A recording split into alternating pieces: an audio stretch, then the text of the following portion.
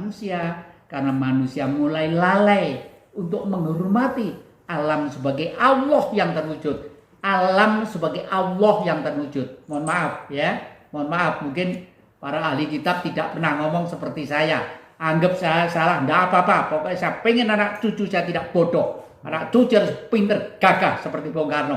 Harus seperti itu ya. Sementara itu apa yang belum, Mas? Yang saya konfirmasi lagi, berarti ketika panjenengan menyaksikan jasad beliau itu memang benar-benar tidak ada, sesuai dengan yang menjadi bahan diskusi, banyak orang juga mengatakan hal yang sama, bahwa memang jasad beliau katanya nggak ada, berarti itu termasuk bagian dari moksa ya? Ya, termasuk bagian dari moksa. Jadi moksa itu ada beberapa tipe ya. Moksa tipe pertama, moksa dengan tubuhnya itu langsung hablur, hilang ya. Moksa yang kedua, moksa ala yang Prabu Jayabaya ya. Beliau itu moksa waktu itu meditasi di suatu tempat yang sudah diinginkan ya. Setelah itu diam aja, udah pasrah. Pasrah artinya siapapun, dimanapun, apapun, itu suatu masa terakhirnya sudah ada. Karena beliau sadar masa terakhir sudah ada, beliau diem, silo gitu ya.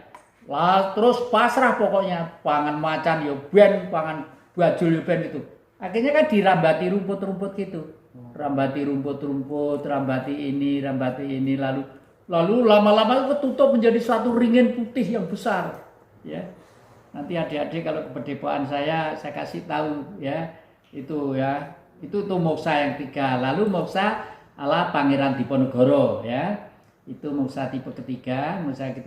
Pangeran Diponegoro itu yang terakhir karena sadar bahwa perjuangan masih jauh, lalu melarikan diri ke timur, ke Jawa Timur.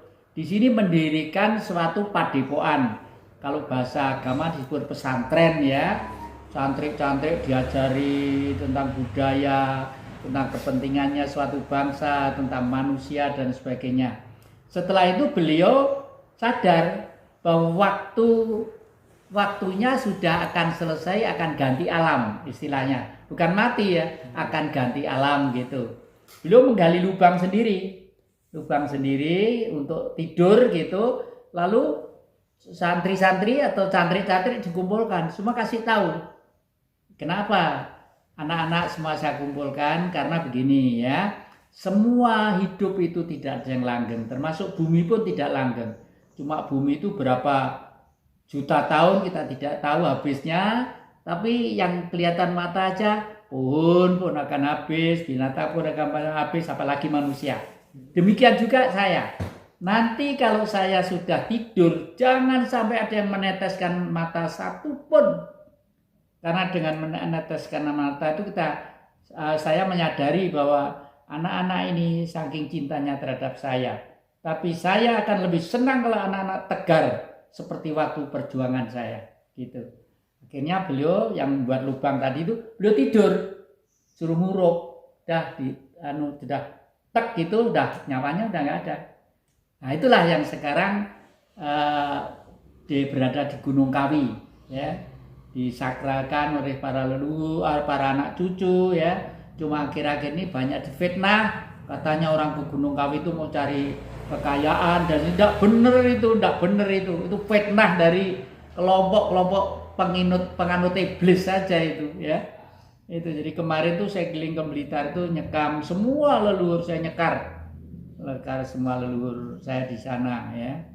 Terus sampai seharian sambil kuliner, kangen masakan-masakan termasuk dawetnya gitu ya gitu.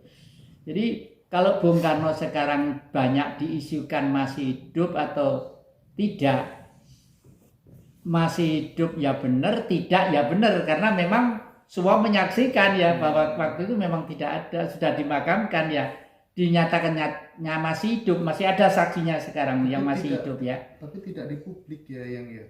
Iya tidak. Dan hilang raganya itu ya. Iya, ya baru adik-adik datang ke sini saya buka, karena buat apa kebenaran ditutupi ya.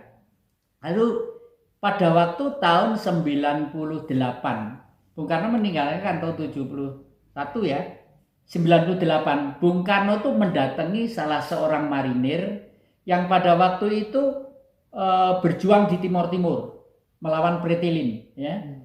Malam hari diberontok Pretilin. Pretilin ada di salah satu gunung, ada di gua gitu, berontok dia. Lalu orang itu nggak saya sebutkan namanya ya, tapi orangnya masih ada, masih hidup. Orang itu berlindung di bawah batu yang kira-kira 3 meter gitu tingginya. Jadi situ malamnya sampai jam 9 pagi. Jam 9 pagi Bung Karno itu datang, tapi nggak pakai pakaian seperti putih-putih, pangkat-pangkat enggak. Menurut saya gundulan, lalu Bung Karno senengane kaos putih, oblong, ya suek bolong-bolong gitu. Terus Sri gitu loh, kok tahu nama saya gitu, orang itu marinir itu. Terus kamu lupa ya dengan saya, kamu nggak tahu ya mesti aja saya nggak pakai topi, nggak pakai saya Bung Karno. Lalu sujud sungkem gitu lalu diangkat. Wes nggak usah gini aja, nanti siang ini kamu saya ajak keluar dari sini, keluar dari tempat ini, dan kamu nanti keluarlah dari marinir. Disuruh keluar dari marinir, padahal marinir front terdepan pembela Bung Karno ya waktu itu. Tapi Pak Sri, maaf ini ya, Pak Sri mendapat pesan khusus ya. Kenapa keluar? Kamu nanti harus tugasmu satu, menolong orang yang susah, orang yang susah. Lalu tapi kamu ke Malang Selatan, di sana ada kecamatan yang namanya Kecamatan Bantur, Gondang Legi ke selatan ya. Tapi kamu tidak boleh ke kecamatannya. Kalau di kota kamu enak nanti jual bakso, jual gini kalau bisa, masih bisa. Tapi kamu harus babat sendiri. Di sana di utara ada hutan kecil, kamu babat, entah di situ menggai gubuk atau terserah, pokok tugasmu satu, menolong orang yang susah. Sampai sekarang masih hidup. Itu tahun 98, padahal Bung Karno dinyatakan meninggal tahun 71. Nah, oleh karena itu sekarang ini, apalagi zaman seperti sekarang ini, kalau ada sesuatu yang berkaitan dengan pergerakan-pergerakan, ya pasti Bung Karno secara tidak langsung hadir juga.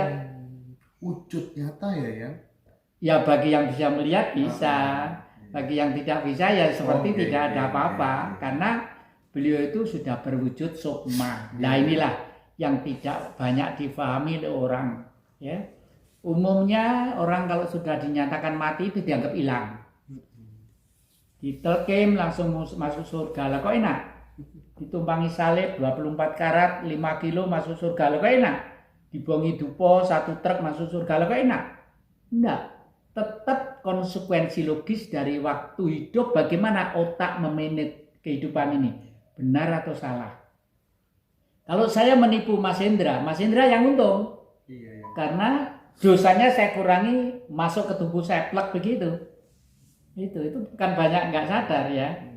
Nah, lalu manusia kalau sudah dinyatakan meninggal itu, waktu hidup itu bagaimana sukma ini? Kalau yang moksa itu sudah ikhlas itu, karena pada mereka sadar bahwa kalau mati itu tidak membawa benda satu biji debu pun tidak boleh, itu masih kotor. Harus kembali menjadi Tuhan, ya. Nah inilah dalam Islam dikatakan asyhadu alla ilaha illallah wa asyhadu anna muhammadar rasulullah. Allah itu Tuhan, Tuhan itu bukan Allah. Ya tahu, coba renungkan. Allah Tuhan bukan Allah. Apa sih logikanya itu? Harus dilogikakan. Sekarang eranya era digitalisasi, harus rasional dan ilmiah. Ini kursi ukir. Sebelum kursi namanya apa? Mungkin kayu, balok kayak atau apa. Tapi sebelum balok kan pohon. Nah, itu loh.